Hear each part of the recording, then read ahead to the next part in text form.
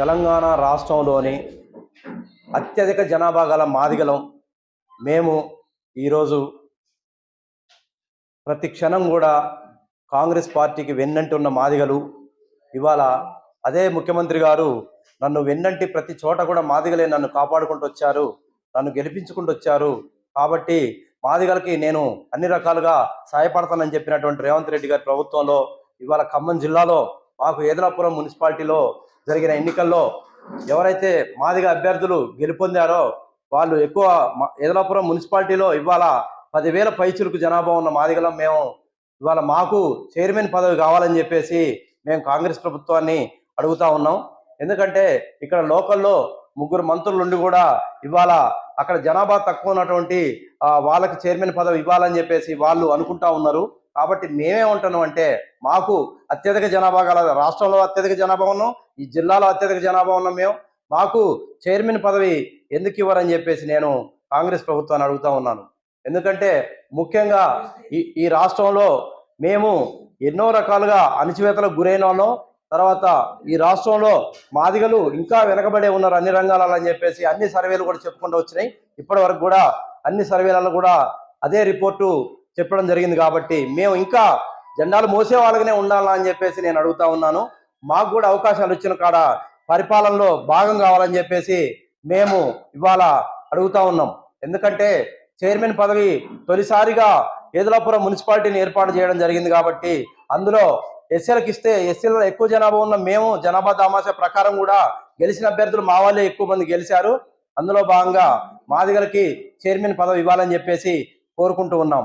కాబట్టి కాంగ్రెస్ ప్రభుత్వం ఏదైతుందో మాదిగలే అత్యంత మాకు సన్నిహితంగా ఉన్నారు, ప్లస్ మాదిగలే మాకు ఎప్పుడైతే వెన్నంటున్నారని చెప్పేసి రేవంత్ రెడ్డి గారు చెప్పారో కాబట్టి అదే రేవంత్ రెడ్డి గారిని మేము అడుగుతా ఉన్నాం.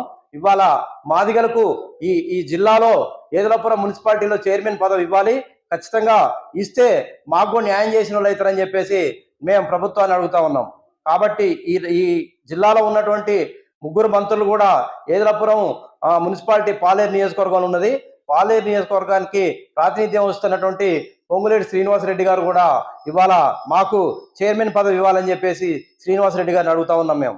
ఎందుకంటే ఇవాళ మాదిగలు అత్యధికంగా 40,000 ఓట్లు ఉన్నాయి పాలేరు నియోజకవర్గంలో. మరి పాలేరు నియోజకవర్గంలో ఓట్లు ఏంది, ఆయన గారు గెలిచారని చెప్పేసి నేను అడుగుతా ఉన్నాను. కాబట్టి మాకు నియోజకవర్గం మొత్తం చూసుకున్నా ఎక్కువ జనాభా మేమే ఉన్నాం, ఏదలాపురం మున్సిపాలిటీలో చూసినా కూడా మేమే అత్యధిక జనాభా ఉన్నాం. కాబట్టి ఖచ్చితంగా మా మాదిగ అభ్యర్థులకు వాళ్ళ పార్టీలో ఎవరికైతే వాళ్ళకి ఇష్టం వచ్చిన వాళ్ళకి మాదిగ అభ్యర్థులకు ఇస్తారో ఇవ్వమని చెప్పేసి మేము అడుగుతా ఉన్నాం. ఖచ్చితంగా మాదిగలకే ఇవ్వాలి. ఎందుకంటే ఇవాళ పనిచేసింది కార్యకర్తలుగా ఎన్నో సంవత్సరాల నుంచి కూడా మాదిగలే కాంగ్రెస్ జెండా మోస్తా ఉన్నారు అక్కడ. కాబట్టి కాంగ్రెస్ లో మాదిగలు ఎంతమందో ఎన్ని రకాలుగా వాళ్ళు సేవ చేశారు. కాబట్టి ఈ సేవకు వాళ్ళు నిదర్శనంగా వాళ్ళకే ఇవ్వాలని చెప్పేసి మాదిగలకి చైర్మన్ పదవి ఇవ్వాలని చెప్పేసి నేను కాంగ్రెస్ ప్రభుత్వాన్ని అడుగుతా ఉన్నాను. కాబట్టి పొంగులేటి శ్రీనివాసరెడ్డి గారు కూడా మా మీద కనీసం ఏమాత్రం ప్రేమ అభిమానం ఉంటే మాదిగలు మాకు సేవ చేశారు, ఓట్లు వేశారని చెప్పేసి ఇవాళ 4 అభ్యర్థులు ఎవరైతే గెలిచారో ఆ 4గురిలో ఎవరికి ఒకరికి ఇచ్చినా కూడా మాకు అభ్యంతరం లేదు.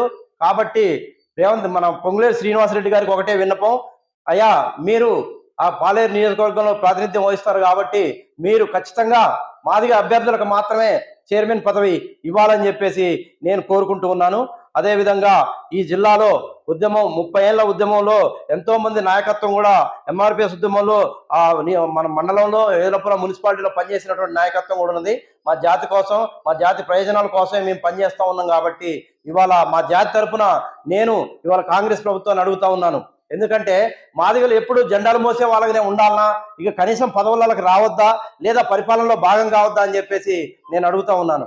ఎందుకంటే మీరు ఎప్పుడు రెడ్లు కమ్మలు లేకపోతే ఎలమలు ఇంకోలు పరిపాలనలో ఉండి మీరు మమ్మల్ని పరిపాలన చేస్తున్నా కూడా మేము ఓటు బ్యాంక్ ఎక్కువ ఉన్నా కూడా మేము ఓట్లు వేస్తామే తప్ప మాకు సీట్లు ఇచ్చే పరిస్థితి మీరు కనపట్లేదు. కాబట్టి ఖచ్చితంగా కూడా మీరు ఈసారి మాకు ఏదలాపురం మున్సిపాలిటీ చైర్మన్ ఇవ్వాలి. అందుకని మేము ఈరోజు ఈ యొక్క జిల్లాలో ప్రెస్ మీట్ పెట్టడం జరుగుతూ ఉంది. కాబట్టి మీరు ఈసారి మాకు చైర్మన్ పదవి ఇస్తే రెండోసారి ఎవరికైనా ఇచ్చుకోండి, మాకు అవసరం లేదు. కాబట్టి ఖచ్చితంగా మాకే ఇవ్వాలి అని చెప్పి నేను శ్రీనివాసరెడ్డి గారికి విజ్ఞప్తి చేస్తున్నాను. నా పేరు కనకం జనార్దన్ మాదిగ, నేను ఎంఎస్పీ ఎంఆర్పిఎస్ ఖమ్మం జిల్లా సెక్రటరీ. అదేవిధంగా ఇక్కడ అన్న రామారావు అన్న గారు డక్కలి, వీరు కూడా ఉపకులాల్లో భాగమే. మాకు అవసరమైతే మాతో పాటు ఉపకులాలకు కూడా ఈ జిల్లాలో పదవులు ఇవ్వాలని చెప్పేసి మేము కోరుతా ఉన్నాం. నా పేరు కర్నె రామారావు. నేను డక్కల సంఘం రాష్ట్ర అధ్యక్షుడిని. అదేవిధంగా ఎస్సీలు 57 ఉపకులాలు ఉన్నాయి, వాటికి రాష్ట్ర ఉపాధ్యక్షుడిని. అయితే స్వాతంత్రం వచ్చి 76 సంవత్సరాలు గడిచిపోయింది. మేము అడిగేది ఏంటంటే, ఈ 57 కులాల నుంచి కాంగ్రెస్కి వెన్నంటుండి మొన్న సీఎం రేవంత్ రెడ్డి గారికి కావచ్చు, మేము ఈ 57 కులాల తరఫున వారికి మద్దతు ఇచ్చడం జరిగింది. యావత్ తెలంగాణ స్టేట్ మొత్తం మీద మద్దతు ఇచ్చి వారిని గెలిపించడం జరిగింది. అయితే ఇవాళ జరిగిందంటే ఏబిసిడి వర్గీకరణ జరిగింది. ఒకే సంతోషకరమైన విషయం మాకు. అది రేవంత్ రెడ్డి గారు చేశారు. వారికి మేము ప్రత్యేకమైన ధన్యవాదాలు తెలియజేస్తున్నాం. అయితే ఇవాళ ఈ 57 ఉపకులాలకి కనీసం ఎక్కడైనా సరే మాకు సీట్ అనేది మున్సిపాలిటీలు కావచ్చు ఎక్కడ కేటాయించలేదు. ఎందుకంటే వాస్తవంగా ఏబిసి వర్గీకరణ జరిగింది, దానికి మేము సంతోషపడుతున్నాం. కానీ ఇన్ని సంవత్సరాలు గడిచిన మాలాంటి నిరుపేద కులాలకు, ఎందుకంటే 57 కులాలు ఉన్నాయి, ఈరోజు కనీసం ఒక ప్రెసిడెంట్ స్థాయి లేని కులాలు ఉన్నాయి. వాటిని ముఖ్యమంత్రి వాళ్ళు కావచ్చు, బట్టి విక్రమార్క గారు కావచ్చు, మన పొంగులేటి శ్రీనివాసరెడ్డి గారు కావచ్చు, ఇక్కడ 3 మంత్రులు ఉన్నారు, అదేవిధంగా తుమ్మల నాగేశ్వరరావు గారు కావచ్చు, మమ్మల్ని గుర్తుపెట్టుకొని ఈ 57 కులాలు ఉన్నాయి, ఎస్సీ మాదిగా మాల కాకుండా 57 కులాలు ఉన్నాయి.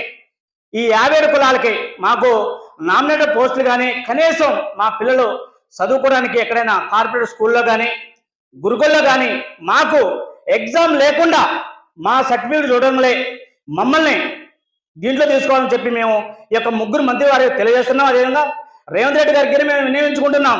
ఎందుకంటే ఈ సంవత్సరాలు గడిచిపోయింది, ఇప్పటికైనా మాకు, ఎందుకంటే మేము ఉద్యమంలో 30 సంవత్సరాలు బట్టి అన్న మందకృష్ణ అన్న గారు ఏమంటే మేము తిరిగినాము. యావత్ 33 జిల్లాల నుండి మా ప్రతి జిల్లా నుండి 57 కులాల నుండి వారికి మద్దతు ఇస్తూ, అయితే వాస్తవంగా ఇన్ని సంవత్సరాల చరిత్రలోనే అన్న మందకృష్ణ అనే ప్రతి కులానికి అధ్యక్షుడిని నియమించడం జరిగింది. అప్పట్లో ఆయన నుండి మేము తిరిగినాం.